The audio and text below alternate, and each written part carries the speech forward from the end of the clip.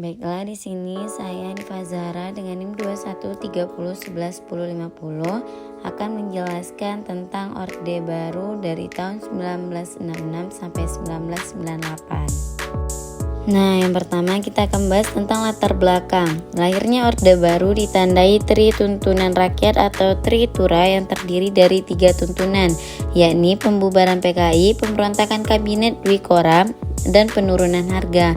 Akan tetapi, sikap Presiden Soekarno bertolak belakang dengan aksi-aksi mereka, hingga terjadilah peristiwa G30 SPKI yang membuat rakyat Indonesia menurunkan kepercayaannya terhadap pemerintahan Soekarno. Peristiwa G30 SPKI adalah salah satu penyebab menurunnya kredibilitas Soekarno. Hal ini membuatnya mengeluarkan surat perintah kepada Letjen Soeharto yang disebut Surat Perintah 2 Maret 1966 Super Semar.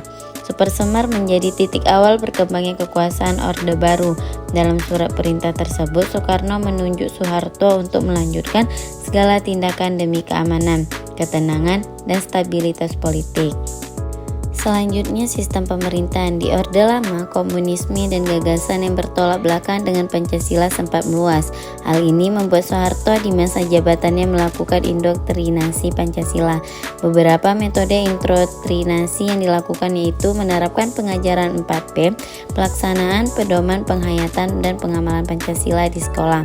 Soeharto mengizinkan masyarakat membentuk organisasi dengan syarat menggunakan asas Pancasila, melarang kritikan dan menjatuhkan pemerintah dengan alasan stabilitas negara. Sistem pemerintahan Orde Baru menggunakan konsep demokrasi Pancasila. Visi utamanya adalah menerapkan nilai Pancasila dan Undang-Undang Dasar 1945 secara murni serta konsekuen dalam aspek kehidupan masyarakat Indonesia.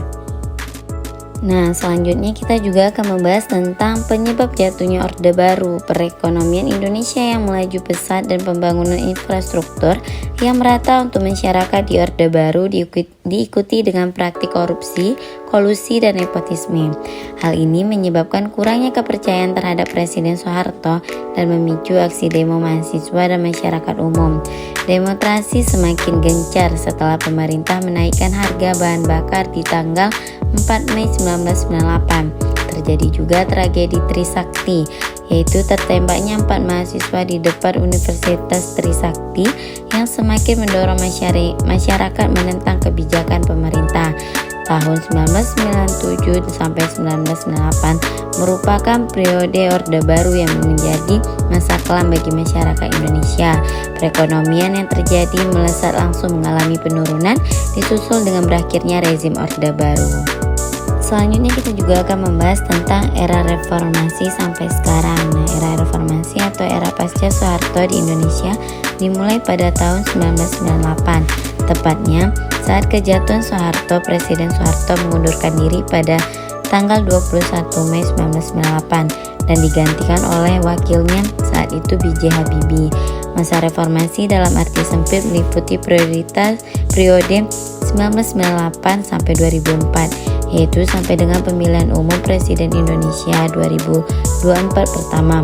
Dalam arti luas, hal itu berlanjut hingga kini. Periode ini didirikan oleh lingkungan sosial politik yang lebih terbuka.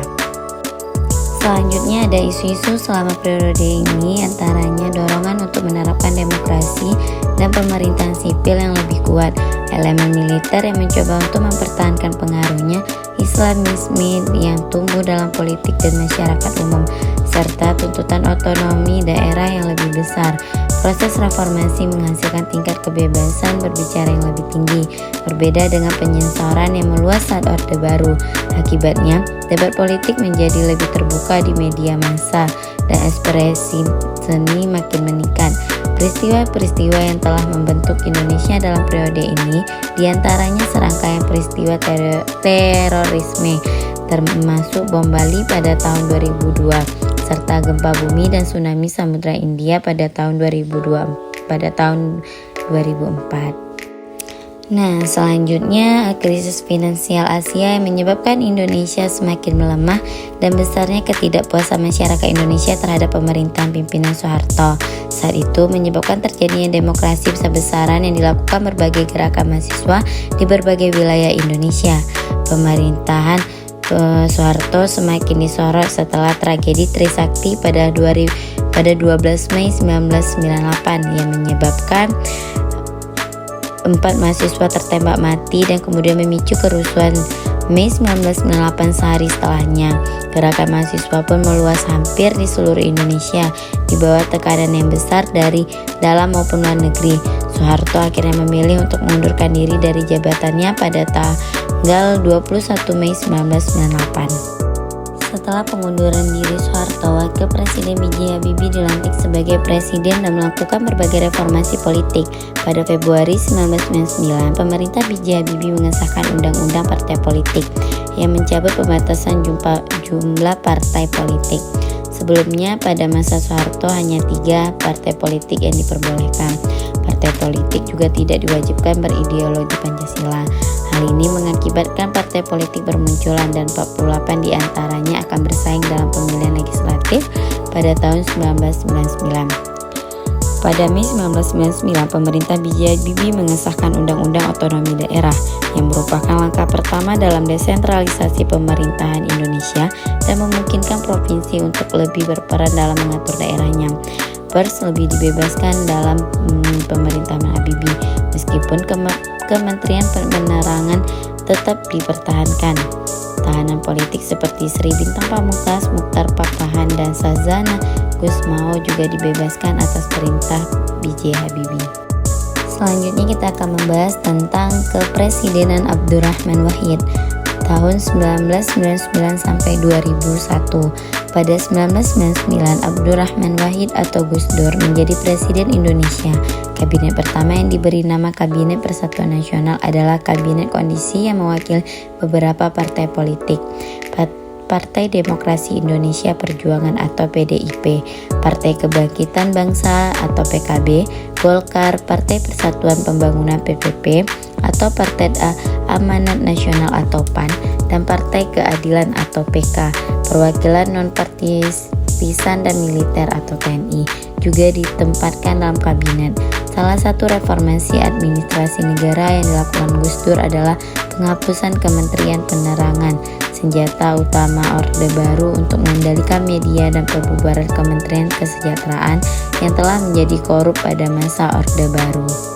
Selanjutnya kita juga akan membahas tentang kepresidenan Megawati dari tahun 2001 sampai 2004. Pada masa pemerintahan Megawati Soekarno Putri, pendiri Indonesia sekaligus presiden pertama Soekarno, proses reformasi yang dimulai pada periode Habibie dan Gus Dur terus berlanjut.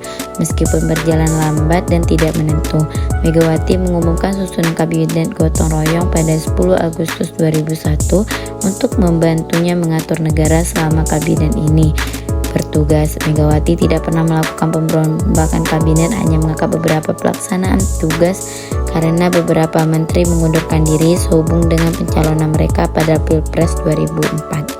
Nah, selanjutnya kita akan membahas tentang kepresidenan Susilo Bambang Yudhoyono pada tahun 2004 sampai 2014. Pemilu Presiden Indonesia 2004 merupakan pemilu pertama yang memilih pasangan presiden dan wakil presiden secara langsung.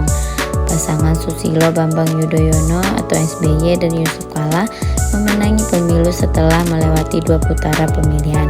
Pada 21 Oktober 2004, SBY mengumumkan susunan Kabinet Indonesia Bersatu. 2 bulan setelah SBY menjabat, gempa bumi dan tsunami Samudra Hindia 2004 melanda Aceh dan negara-negara lain di sepanjang garis pantai Samudra Hindia. 3 bulan kemudian, gempa susulan memicu tsunami di Pulau Nias. Pada tahun 2006, Gunung Merapi meletus disusul gempa bumi di Yogyakarta. Nah, selanjutnya kita akan membahas tentang kepresidenan Joko Widodo dari tahun 2014 sampai tahun 2024 atau masa sekarang. Pada pemilu presiden 2014, Joko Widodo atau disebut Jokowi bersama dengan Yusuf Kala yang kembali dicalonkan sebagai wakil presiden, mengalahkan Prabowo Subianto dan Hatta Rajasa. Jokowi adalah presiden pertama tanpa latar belakang politik atau militernya tinggi. Dalam kampanye pemilu 2014, Jokowi berjanji akan meningkatkan pertumbuhan PDB hingga dan mengakhiri kebijakan bagi-bagi kursi yang memberikan jabatan pemerintah pada koalisi politiknya. Meski janji tersebut belum terpenuhi, pada masa pemerintahannya rupiah mencapai rekor terendah dalam 20 tahun terakhir. Baiklah, mungkin sekian penjelasan tentang materi Orde Baru dan era reformasi sampai sekarang. Saya Hanifa Zahra selaku menyampaikan materi. Apabila ada kesalahan dalam menyampaikan materi tersebut, saya mohon maaf. Saya ucapkan terima kasih. Wabillahi taufiq wal hidayah. Assalamualaikum warahmatullahi wabarakatuh.